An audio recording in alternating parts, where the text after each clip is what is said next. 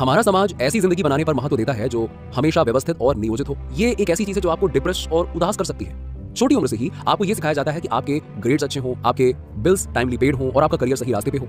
जब आप इस perfect and in control list में से हर एक आइटम को पूरा नहीं करते हैं तो ये आपको ओवरवेल्म्ड और उदास महसूस कराने लगता है। चाहे बाहर से ये कैसा भी दिखे, बट किसी का भी वास्तव में किसी भी चीज पर नियंत्रण नहीं होता है। हमारा स्वास्थ्य, जिस परिवार में हम पैदा हुए, जिस शरीर में हम हैं, वो सब हमारे कंट्रोल से परे है। चाहे हम इसके अपोजिट कितनी भी कोशिश कर लें, ये सीखना मुश्किल हो सकता है कि नियंत्रण और इसकी इच्छा को कैसे छोड़ा जाए। लेकिन यूनिवर्स के सामने अपनी सारी इच्छाएं सरेंडर करने से डेफिनेटली कुछ बात बन सकती है।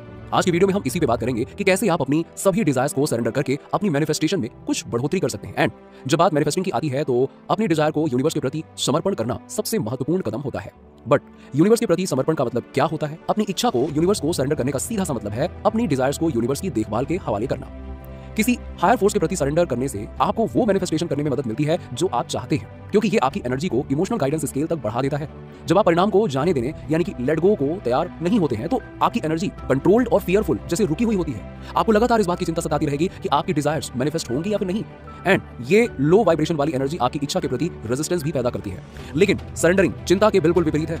समर्पण यानी सरेंडर करने की क्षमता यूनिवर्स में अटूट विश्वास का प्रमाण है। आप इतने आश्वस्त हो जाते हैं कि जैसे यूनिवर्स आपके पीछे है, इसलिए आप सभी कंट्रोल छोड़ने और यूनिवर्स को कंट्रोल अपने हाथ में देने को तैयार होते हैं। एंड सरेंडर डिजायर्स और सरेंडर ना की गई डिजायर्स में जमीन आसमान का अंतर होता है। और लॉ ऑफ अट्रैक्शन के अनुसार आप जो भी एनर्जी बाहर भेजेंगे वो आपको प्राप्त होगी। आपको यूनिवर्स के प्रति समर्पण क्यों करना चाहिए? इसका सिंपल रीजन ये है कि आपकी डिजायर्स आपकी योजना से बिल्कुल अलग तरीके से मैनिफेस्ट हो सकती है। उदाहरण के लिए, यदि आप फाइनेंशियल अबंडेंस मैनिफेस्ट करना चाहते हैं तो शायद किसी प्रमोशन से वेल्थ रिसीव करने के बजाय आप बिल्कुल नई नौकरी ही रिसीव कर सकते हैं, या किसी स्पेसिफिक व्यक्ति के साथ रिलेशनशिप मैनिफेस्ट करने के बजाय आप किसी ऐसे व्यक्ति से रिलेशनशिप क्रिएट कर सकते हैं जिसको आप बिल्कुल ही ना जानते हो।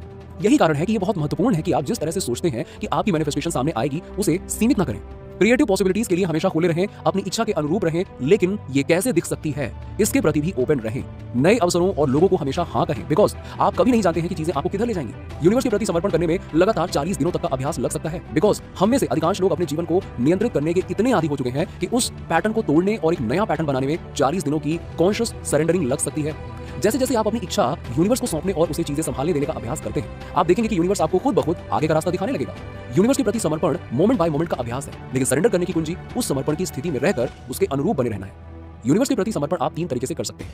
Number 1, surrender your plans.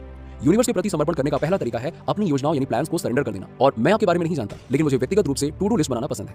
Planning हमें सुरक्षित महसूस कराती है, क्योंकि वो हमें ये महसूस करने में मदद करती है कि हम नियंत्रण में हैं। लेकिन क्या आप जानते हैं कि आपके बनाए हुए प्लान्स यूनिवर्स की प्लानिंग के रास्ते में आ सकती है?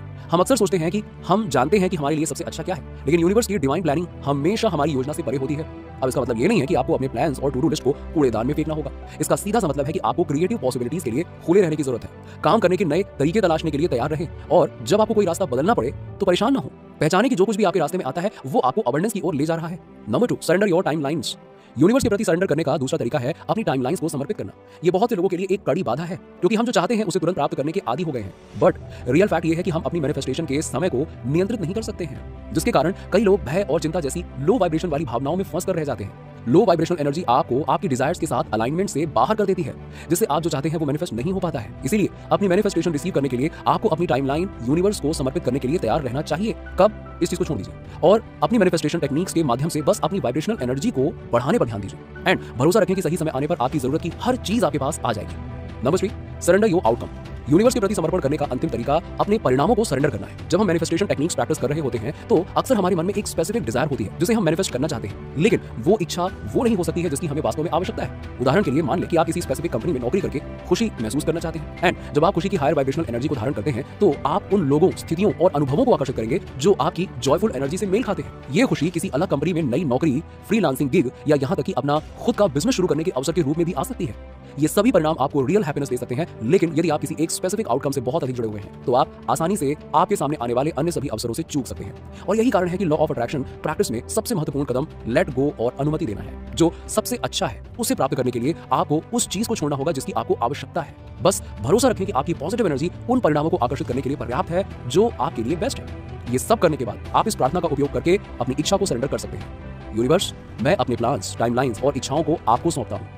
मुझे विश्वास है कि आप मुझे सभी के लिए हाईएस्ट गुड की ओर ले जा रहे हैं। ये आपको क्या, कब, कहां और कैसे के प्रति अपना लगाव कम करने में मदद करेगी। इस प्रार्थना का प्रयोग प्रतिदिन सुबह और शाम को करें। आप खुद ब खुद अपनी मैनिफेस्टेशंस में एक चेंज देखेंगे। नीचे कमेंट में बताइए कि वीडियो कैसा लगा। अगर आप हमारे चैनल पर नए हैं तो फटाफट ऐसी ही वीडियोस के लिए हमारे चैनल को सब्सक्राइब करके बेल नोटिफिकेशन को ऑन कर दीजिएगा, जिससे आपको ऐसी ही वीडियोस के अपडेट्स मिलते रहें सबसे पहले।